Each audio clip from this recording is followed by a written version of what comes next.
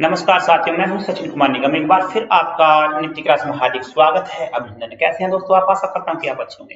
दोस्तों, आपके बीच में मैं बहुत खूबसूरत ट्रिक लेकर के आता रहता हूं, बहुत ही अच्छे आपके बीच में क्वेश्चन लेकर के आता रहता हूं और लाइव क्लास से मेरी प्रतिदिन चलती रहती है। तो दोस्तों, आज मैं आपके बीच उसी माध्यम से लेकर के फिर एक बार उपस्थित हुआ हूँ। टॉप 25 क्वेश्चन जो आपके प्राचीन भारत से होंगे, जो बड़े ही खास और बहुत ज्यादा आपके लिए महत्वपूर्ण होने वाले हैं। दोस्तों, मान लीजिएगा अगर आपने इन्हें नहीं किया तो कुछ भी नहीं किया और ये आपके ये मान लीजिएगा 25 से 25 ही लगने वाले हैं। तो दोस्तों, देरी न करते हुए बढ़ते हैं हम अपने क्वेश्चन की तरफ। वो लेते हैं पहला क्वेश्चन। जी हाँ, स्वागत है आपका।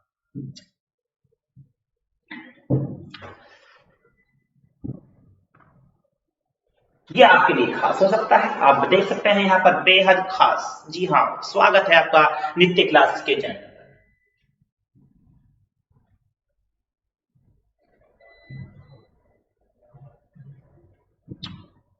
चलिएगा, पहला क्वेश्चन आपके लिए, तो आप इस सुन सकते हैं। त्राइन का द्वितीय युद्ध कब हुआ था? बताइए, त्राइन का द्वितीय युद्ध कब हुआ था? 1205 ईस्वी में हुआ था, 1215 ईस्वी में हुआ था, सॉरी 1191 ईस्वी में हुआ था और 1112 ईस्वी में हुआ था। तो बताइए, यहाँ पर आपको बताना है त्राइन का द्वितीय युद्ध कब हुआ था। यहाँ पर आप है त्राइन का द्वितीय युद्ध जो हुआ था वो कब हुआ था, इसको देखना है। तो दोस्तों, त्राइन का जो द्वितीय युद्ध हुआ है वो आपका हुआ है 1215 ईस्वी में। चलिए आगे बढ़ते हैं। त्राइन का द्वितीय युद्ध किन के बीच लड़ा गया? देखिए, त्राइन का युद्ध तृतीय जो हुआ है वो किन के बीच लड़ा गया है? पृथ्वीराज चौहान और मोहम्मद गौरी के बीच में लड़ा गया है। पृथ्वीराज चौहान और कुतुबुद्दीन ऐबक के बीच में लड़ा गया है। मोहम्मद गौरी और राणा सांगा के बीच में लड़ा गया है। इल्तुतमिश और अल्तुदोस के बीच में। तो दोस्तों, ये आपके सामने एक खास क्वेश्चन मैंने आपको दिया है, आप देखते हैं इसे कैसे करेंगे। ठीक है, यहाँ पर आप लेंगे त्राइन का तृतीय युद्ध किन के बीच लड़ा गया था? पृथ्वीराज चौहान और मोहम्मद गौरी। पृथ्वीराज चौहान और कुतुबुद्दीन ऐबक, मोहम्मद गौरी और राणा सांगा, इल्तुतमिश और अल्दोज। तो दोस्तों, इसके सामने की अगर हम बात करते हैं तो इसका राइट आंसर आपका डी होता है। यहाँ पर इल्तुतमिश और अल्दोज के बीच में त्राइन का तृतीय युद्ध लड़ा गया था, जो आप देख सकते हैं। आगे बढ़ेंगे। यहाँ पर चंदावर का युद्ध कब हुआ था? चंदावर का युद्ध कब हुआ था ये आपके सामने होगा, यहाँ आप देख सकते हैं। तो 1191 ईस्वी में, 1192 ईस्वी में, 1194 ईस्वी में और 1196 ईस्वी में। तो दोस्तों, अगर देखा जाए तो ये चंदावर का युद्ध कब हुआ है और किसके बीच हुआ है?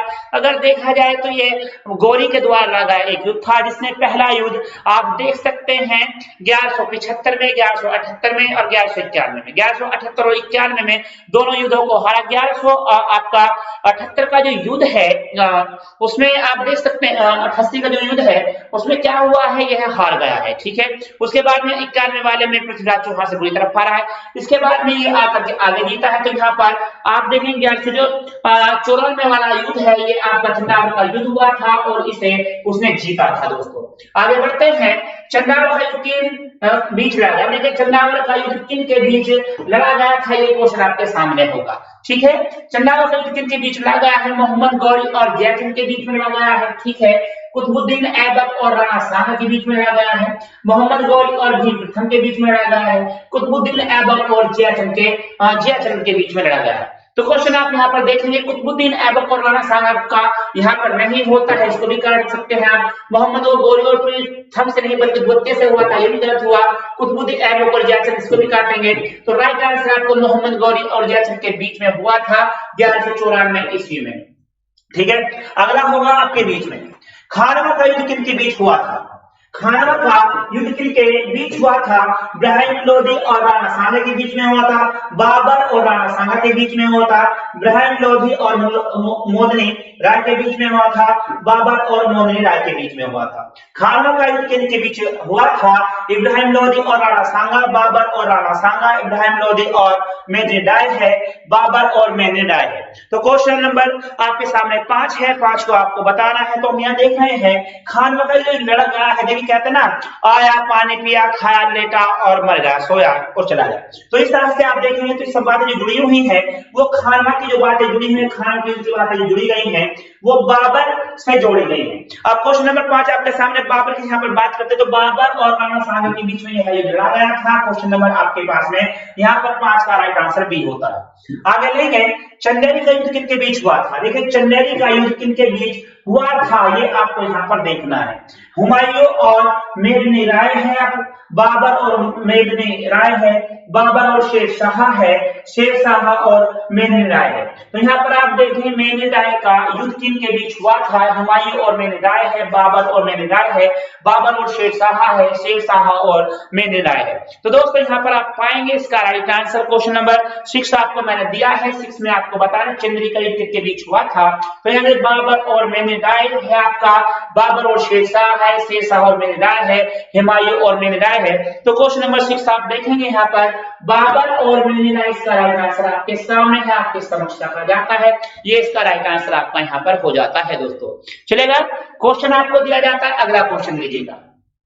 बाबर और अफगानों के बीच घाघर का युद्ध कब हुआ? लीजिएगा, बाबर और अफगानों के बीच घाघरा का युद्ध कब हुआ था? ये क्वेश्चन बड़ा महत्वपूर्ण है आपके लिए। ये 1526 ईस्वी में हुआ था, 1527 ईस्वी में हुआ था, 1529 ईस्वी में हुआ था और 1530 ईस्वी में हुआ था। तो ये क्वेश्चन आपके लिए है, 1526 में हुआ है, 27 में, 1529 में या 1530 में हुआ था। ये आपका क्वेश्चन है, क्वेश्चन नंबर 7 आपके यहाँ पर है। और ये देखिएगा, बाबर और अफगानों के बीच घाघरा का युद्ध हुआ है, वो हुआ है 1529 ईस्वी को। इसका राइट आंसर आपका होगा सी। और ये 1529 को दोस्तों यहाँ पर हुआ था। आगे लेंगे, हुमायूं और शेरशाह के बीच चौसा का युद्ध कब हुआ? हुमायूं और शेरशाह के बीच चौसा का युद्ध कब हुआ था?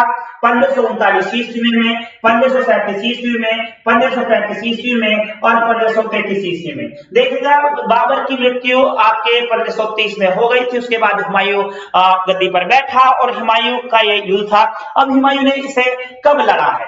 हुमायूं और शेरशाह के बीच चौसा का युद्ध कब हुआ था? तो यहाँ पर आप देखें, बड़ा महत्वपूर्ण है। और इस युद्ध में जो है हुमायूं की हार हुई है और ये आप देखेंगे। तो यहाँ पर जब 30 के बाद में हुमायूं ने शासन किया, तो उसमें शेरशाह से जो युद्ध हुआ है 1539 ईस्वी में हुआ था। और यहाँ पर है हुमायूं बुरी तरह शेरशाह सूरी से हारा और इसका राइट आंसर आपका ए होगा। आगे देखते हैं, हुमायूं और शेरशाह के बीच कन्नौज का बिलग्राम का युद्ध। हुमायूं और शेरशाह के बीच कन्नौज या बिलग्राम का युद्ध कब हुआ था? ये देखिएगा, हुमायूं और शेरशाह के बीच कन्नौज या बिलग्राम का युद्ध कब हुआ था? 1539 में हुआ था, 1540 ईस्वी में हुआ था, 1545 में हुआ था या 1556 में हुआ था। तो क्वेश्चन नंबर 9 आपके सामने होगा। आप देख सकते हैं, हुमायूं और शेरशाह के बीच कन्नौज या बिलग्राम का युद्ध कब हुआ है? तो ये 1540 ईस्वी में, ये दूसरा युद्ध के बीच में हुआ था 1540 ईस्वी में, आप देख सकते हैं। अगला क्वेश्चन लेंगे, विजयनगर और बहमनी साम्राज्य। विजयनगर और बहमनी साम्राज्य के बीच तालीकोटा का युद्ध कब हुआ था? लीजिएगा, विजयनगर और बहमनी साम्राज्य के बीच तालीकोटा का युद्ध कब हुआ था? 1560 ईस्वी में, 1565 ईस्वी में, 1569 ईस्वी में और 1570 ईस्वी में। लीजिएगा, ये देख सकते हैं, विजयनगर और बहमनी साम्राज्य के बीच तालीकोटा का युद्ध कब हुआ था? 1560 ईस्वी में, 1565 ईस्वी में, 1569 ईस्वी में और 1570 ईस्वी में। तो क्वेश्चन नंबर आप यहाँ पर देखेंगे, क्वेश्चन नंबर 10 आपको दिया गया है, आपको इसका आंसर बताना है, ये क्या इसका राइट आंसर होगा। तो दोस्तों यहाँ पर देखेंगे, विजयनगर और बहमनी साम्राज्य का जो हुआ है युद्ध 1565 ईस्वी में, इसका राइट आंसर आपका बी होता है। ठीक है, इसका राइट आंसर आपका बी होगा। आगे बढ़िएगा, अकबर और महाराणा प्रताप के बीच हल्दी घाटी का युद्ध कब लड़ा गया था? अकबर और महाराणा प्रताप के बीच हल्दी घाटी का युद्ध कब लड़ा गया था? 1570 ईस्वी को, 1576 ईस्वी को, 1578 ईस्वी को, 1580 ईस्वी को। अकबर और महाराणा प्रताप के बीच हल्दी घाटी का युद्ध कब लड़ा गया था? 1570 ईस्वी को, 1576 ईस्वी को, 1578 ईस्वी को, 1580 ईस्वी को। अकबर और महाराणा प्रताप के बीच की हम बात कर रहे हैं, हल्दी घाटी का युद्ध यह रहा है, बड़ा महत्वपूर्ण युद्ध रहा है। यहाँ पर क्वेश्चन नंबर 11 आपके सामने होगा और क्वेश्चन नंबर 11 का आंसर आपका क्या होता है? तो दोस्तों अगर देखा जाए तो अकबर और महाराणा प्रताप के बीच हल्दी घाटी का युद्ध हुआ है, तो वह आपका 1576 ईस्वी में हुआ था दोस्तों। आगे देंगे, अकबर द्वारा लड़ा गया अंतिम युद्ध कौन सा था? अकबर द्वारा लड़ा गया अंतिम युद्ध कौन सा था? हल्दी घाटी का युद्ध रहा है, असीरगढ़ का युद्ध रहा है, दक्कन का युद्ध रहा है, कालिंगर का युद्ध रहा है। तो ये देखिएगा अकबर द्वारा लड़ा गया अंतिम युद्ध कौन सा था? हल्दी घाटी का युद्ध है, असीरगढ़ का युद्ध है, दक्कन का युद्ध है, कालिंगर का युद्ध है। तो दोस्तों यहाँ पर देखें क्वेश्चन आपके सामने है, अकबर द्वारा लड़ा गया अंतिम युद्ध है। तो यहाँ पर अंतिम युद्ध लड़ा है अकबर द्वारा, वह कौन सा है? तो यहाँ पर आप देखें यह अंतिम युद्ध की अगर बात करें असीरगढ़ का युद्ध यहाँ पर हो जाता है, इसका अंतिम युद्ध यहाँ पर रहेगा। आगे है पानीपत की दूसरी लड़ाई निम्नलिखित में से किसके बीच हुई है? देखिए पानीपत के 3 युद्ध हुए हैं, ये आपको पता होगा, नहीं पता तो मैं एक बार बता देता हूँ। देखिए पहला युद्ध पानीपत का 1526 ईस्वी में हुआ था बाबर और इब्राहिम लोधी के बीच में, ठीक है। दूसरा हुआ है 1556 ईस्वी में अकबर और हैमू के बीच में, ठीक है। और तीसरा हुआ है आपका 1761 ईस्वी में हुआ था मराठों और अफगानों के बीच में। तो ये आपके 3 पानीपत के महत्वपूर्ण युद्ध हैं और तीनों आपके सामने यहाँ पर मैंने लिख दिए हैं। पहला है आपका बाबर और इब्राहिम लोधी, और यहाँ पर अकबर और हैमू, और 1761 ईस्वी में यह मराठा और अफगानों के बीच में हुआ। पानीपत की दूसरी लड़ाई निम्नलिखित में किसके बीच हुई है? ये मैं आपको बता चुका हूं। यहाँ पर राजपूत और मुगलों के बीच में हुई है, सिकंदर और आदिल शाह के बीच में हुई है, बाबर और इब्राहिम लोधी के बीच में हुई है, अकबर और हैमू के बीच में। तो इसका राइट आंसर आप देखेंगे डी होगा। मैंने आपको बताया 1526 ईस्वी में अकबर और हैमू के बीच में हुआ था, इसका राइट आंसर है। लीजिए आगे बढ़ते हैं। दीन इलाही नामक नया धर्म किसके द्वारा शुरू किया गया? देखिएगा बड़ा महत्वपूर्ण है, दीन इलाही नामक नया धर्म किसके द्वारा शुरू किया गया था? जहांगीर के द्वारा, शाहजहां के द्वारा, हुमायूं के द्वारा, अकबर के द्वारा। देखिए दीन इलाही धर्म की जो स्थापना की है वो किसने की है ये आपको बताना है, इसके बारे में बताता हूं। इसकी स्थापना 1582 ईस्वी में की गई और दीन इलाही धर्म को केवल एकमात्र हिंदू व्यक्ति ऐसा रहा है जिस वह अंतिम और फर्स्ट और लास्ट रहा है, वह था बीरबल को महेशदास के नाम से भी जाना जाता था। और वह व्यक्ति ऐसा था हिंदू धर्म की तरफ से कि उसने दीन इलाही धर्म को अपनाया था और फर्स्ट और लास्ट ही व्यक्ति था, ठीक है। और वह किसके दरबार में था? वह था अकबर के दरबार में। इसका राइट आंसर यानी कि अकबर हो जाता है। दीन इलाही धर्म की स्थापना की गई है 1582 ईस्वी में अकबर के द्वारा की गई थी, इसका राइट आंसर आपका डी होगा। मुगल प्रशासन व्यवस्था में देखिएगा, मुगल प्रशासन व्यवस्था में मनसबदारी प्रणाली को किसने प्रारंभ किया है? मुगल प्रशासन व्यवस्था में मनसबदारी प्रणाली को किसने प्रारंभ किया है? यहाँ पर जहांगीर ने किया है, अकबर ने किया है, शाहजहां ने किया है, या इनमें से कोई भी नहीं है? क्वेश्चन नंबर आपके पास में 15 होगा और 15 का आपको आंसर देना होगा, ठीक है। अगर बात की जाए मुगल प्रशासन व्यवस्था में मनसबदारी प्रणाली को किसने प्रारंभ किया है, तो इसका राइट आंसर आपका बी होता है और अकबर इसका राइट आंसर होगा, ठीक है। तो यहाँ पर आप देख सकते हैं टॉप 25 क्वेश्चन मैं आपको यहाँ पर देने वाला हूँ जो बेहद खास है आपके लिए और मध्यकालीन भारत से हैं, आपके सामने है, ठीक है। दोस्तों मैं आपको कुछ नोटिफिकेशन देना चाहता हूँ। मेरी क्लास यहाँ पर सुबह 7 बजे आती है, करंट की क्लास होती है प्रतिदिन, और इसके बाद में 1 बजे आपकी इतिहास की क्लास यहाँ पर मेरे द्वारा होती है, इतिहास की क्लास। इसके बाद में 3 बजे यहाँ पर हिंदी की क्लास मेरी होती है, ठीक है। तो यहाँ पर दोस्तों में 3 क्लासें प्रतिदिन यहाँ पर आती है। जो साथी चाहते हैं हमसे जुड़ना, मेरे नंबर पर 99 17 42 12 93 पे मुझे हाई कर सकते हैं, व्हाट्सएप कर सकते हैं अपने नाम के साथ में। जब जब मेरी लाइव क्लासें आपके बीच में आएंगी तो आप उनसे जुड़ सकते हैं, अपने नाम के साथ में हाई भेजिएगा और हमसे जुड़िएगा और पूरा लाभ लीजिएगा इनके चैनल का, ठीक है। तो आगे बढ़िएगा। यहाँ पर अगला क्वेश्चन मैं आपको देता हूं, बढ़ते हैं। अपने काल का महान संगीतज्ञ तानसेन किसके दरबार में थे? अपने काल खाली के लीजिएगा के महान संगीतज्ञ तानसेन किसके दरबार में थे? बहादुर शाह के दरबार में थे, जहांगीर के दरबार में थे, शाहजहां के दरबार में थे, या अकबर के दरबार में थे? अपने काल के महान संगीतज्ञ तानसेन किसके दरबार में थे? बहादुर शाह है, जहांगीर है, शाहजहां है और अकबर है। तो दोस्तों यहाँ पर देखेंगे क्वेश्चन नंबर 16 आपके सामने रहेगा, 16 का आपको बताना है इसका राइट आंसर आपका क्या होगा, ठीक है। अपने काल का महान संगीतज्ञ जो माना गया है वो किसके काल में है? क्वेश्चन नंबर 16 का आप देखेंगे तो देखिए तानसेन की अगर बात की जाए तो यहाँ पर 9 रत्नों में से एक रत्न आपके तानसेन भी रहे हैं और वो है आपके अकबर के दरबार के रहे हैं। आगे होगा मुगल काल की राजभाषा क्या थी? देखिए यहाँ पर मुगल काल की राजभाषा कौन थी? हिंदी, फारसी, अरबी और उर्दू। तो बताइए मुगल काल की राजभाषा कौन थी? हिंदी, फारसी, अरबी और उर्दू है। तो यहाँ पर क्वेश्चन नंबर 17 आप देखते हैं यहाँ पर कौन सी रही है। यहाँ पर मुगल काल की राजभाषा की अगर बात करें, हिंदी तो यहाँ पर थी नहीं, फारसी, अरबी और उर्दू में से एक रही होगी। तो दोस्तों यहाँ पर बात की जाए तो यह फारस रही है, इनका फारसी भाषा में यहाँ पर काम चलता था, फारसी भाषा में लेन देन हुआ करता था, फारसी भाषा में सारे काम हुआ करते थे। यह है उनकी राज्य भाषा कहलाती थी। सती प्रथा की भर्त्सना करने वाला मुगल सम्राट था। सती प्रथा की भर्त्सना करने वाला मुगल सम्राट कौन था? अकबर है, जहांगीर है, बाबर है और हुमायूं है। तो यहाँ पर देखते हैं सती प्रथा की भर्त्सना करने वाला मुगल सम्राट कौन था? अकबर है, जहांगीर है, बाबर है और हुमायूं है।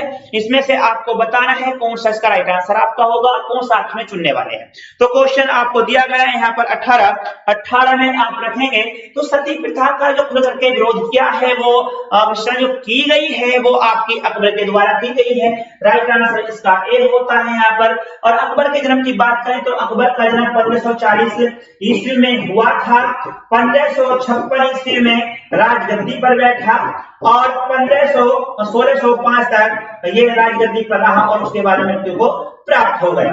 ठीक है, तो इनका ये कार्यकाल रहा है, ये अकबर रहे। और अकबर के बेटे का नाम जहांगीर था, जहांगीर के बेटे का नाम शाहजहां और शाहजहां के बेटे का नाम औरंगजेब रहा है। अकबर के पिता हुमायूं और हुमायूं के पिता बाबर रहे हैं। ठीक है, ये लीजिएगा किस युद्ध से भारत में मुगल राज्य की नींव पड़ी? किस युद्ध से भारत में मुगल राज्य की नींव पड़ी है? तालीकोटा का युद्ध हुआ है, प्लासी का युद्ध हुआ है, हल्दी घाटी का युद्ध हुआ है या पानीपत का प्रथम युद्ध हुआ है। ठीक है, बड़ा ही खास है, मैंने शुरू में भी एक क्वेश्चन आपको बता दिया है जो आपने ये देखा है।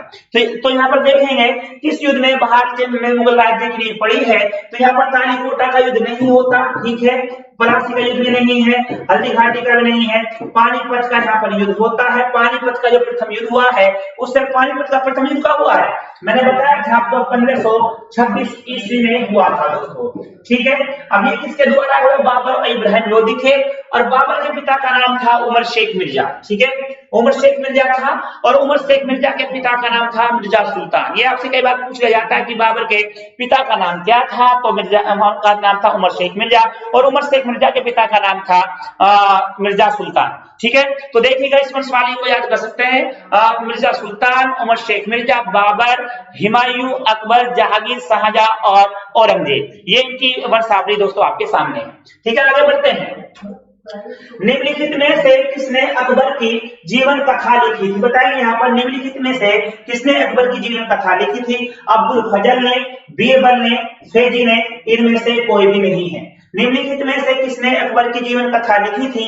अब्दुल फजल ने, बीरबल ने, फैजी ने, इनमें से कोई भी नहीं है। क्वेश्चन नंबर 20 आपको दे दिया गया है, 20 का आपको आंसर बताना है और इसका आंसर क्या होगा। ठीक है, निम्नलिखित में से किसने अकबर के जीवन कथा लिखी है? तो यहाँ पर आपका रहेगा किसने लिखा है? यहाँ पर अब्दुल फजल है आपका, बीरबल है और फैजी है। तो दोस्तों इसकी बात की जाए तो यहाँ पर अब्दुल फजल इसका राइट आंसर होता है। निम्नलिखित में से जो काम क्या है यह अब्दुल फजल ने किया है। हुमायूंनामा किसने लिखा है? देखिएगा हुमायूंनामा जो लिखी है वो किसने लिखी है? ये बड़ा खास क्वेश्चन है।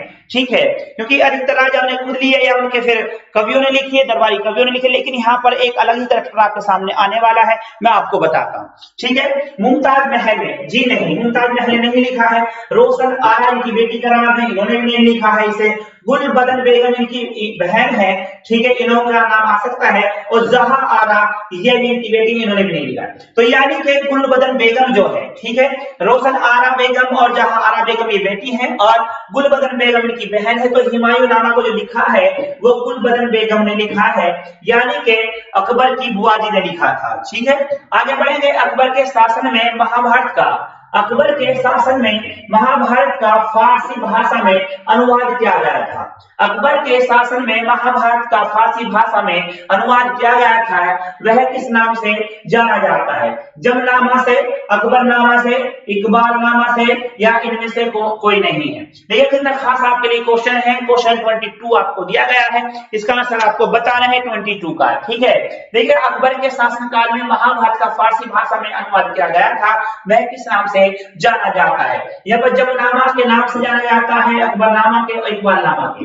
दोस्तों इसका राइट आंसर आपका रजमनामा के नाम से इसे जाना जाता है। अकबर के शासनकाल में भू राजस्व सुधार के लिए अकबर के शासनकाल में भूराजस्व सुधार के लिए कौन सा उत्तरदायी था? अकबर के शासनकाल में भूराजस्व सुधार के लिए कौन सा उत्तरदायी था?